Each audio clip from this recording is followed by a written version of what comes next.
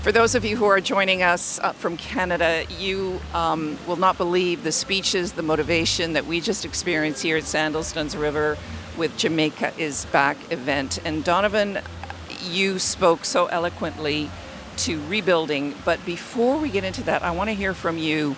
Your title is Director of Tourism. Yes. It's October 20th. You know a hurricane is going to hit your country that you are responsible for. What goes through your head? Trepidation, fear, but understanding the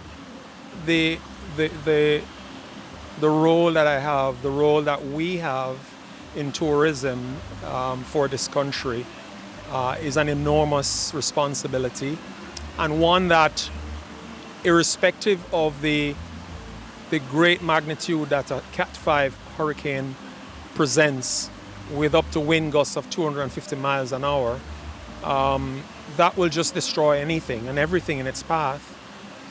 It fills you with fear and trepidation. But when the storm is over and the cloud clears, it's time to go to work.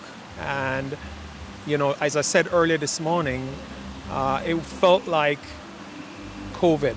It felt like, where's my muscle memory? It felt like we had to get up the next morning on the 29th, understanding that the work starts right now. And we have a great leader in Minister Edmund Bartlett as Minister of Tourism.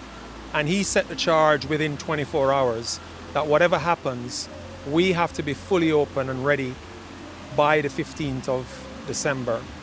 And everybody took that as the sign that we had to get to work.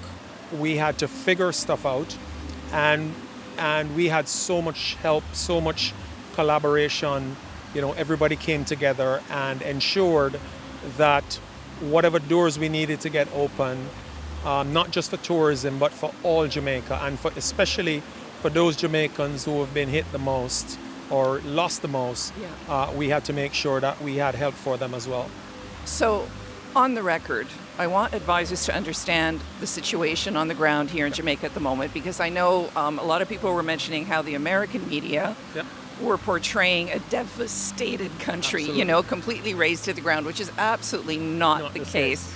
So let's give them the sort of situation as it stands. Well, as I said when I spoke earlier, you know, if you think of Jamaica as this long and this wide, you know, only this piece of Jamaica was directly impacted by the storm, and we had a clarity about that very quickly, and so we went to work in ensuring that the areas that were least affected were open almost immediately. So we've been open as a destination.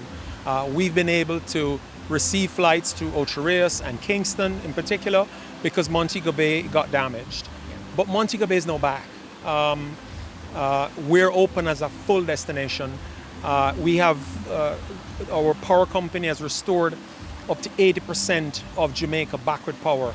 Our water company has restored up to 80% of service back to Jamaicans. And the 20% which still has no power, no water, what part of the country are they in? Is that the south?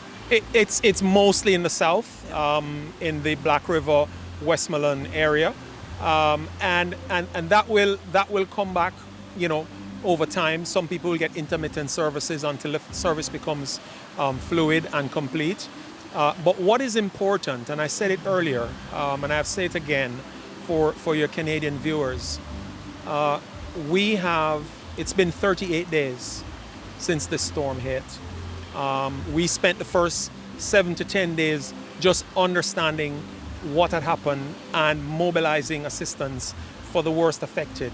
But we've spent the balance of the 24 days really just focused on getting our number one industry back on track. Tourism means 35% of our GDP. Tourism means jobs for 25% of our population.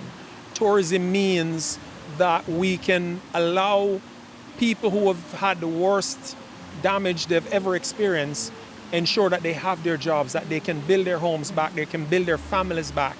Tourism means that the guy on the road, the guy that has his shop, his restaurant, his coconut stall, his pudding stall, that tourists come and support him, depends on tourists to ensure that he has his livelihood secured. So tourism for us is the lifeblood of our economy. And from that perspective, what Sandals has done here today in helping us to showcase, not just to the travel agents, but to the world and to the media around the world, that Jamaica is not the image that you see that is being portrayed in negative publications. You have to come to Jamaica to experience where we've come from since October 28, where we are now, and where we're going in the future. You gave a very strong message on stage. You said to everybody, the emotions have been wonderful. We appreciate the pity, but now let's bring the business. Absolutely. So would you like to share that? Oh, absolutely. We still have people hurting, no doubt. And so it's always important to give back. But Jamaica is not looking for pity. We've embraced all the help we've gotten. We love all the people and all the organizations who have given so eloquently and so abundantly to the people of Jamaica. But now it's time for business. And we want our travel community, our travel agents, our travel advisors, our tour operators, our airline partners to know Jamaica is open and it's time to bring the business back. Bring the business back. Donovan, before I let you go, you, your family, your friends are safe and well? We are fine. We've been fortunate to be in one of the least affected areas in Kingston and St. Andrew. And we thank God for that. But it never affected my own willpower. Within 3 days of the hurricane, I was in my car with 10 other friends taking aid and supplies to some of the most affected areas on the South Coast. And that was another experience that I will never forget for as long as I live. Thank you so much for taking the time to bring us up to date, and I'm sure all the advisors appreciate it. Really, and we appreciate you and the humanity that you bring to your message. Thank you, Donovan. Thank you. Thank you very much.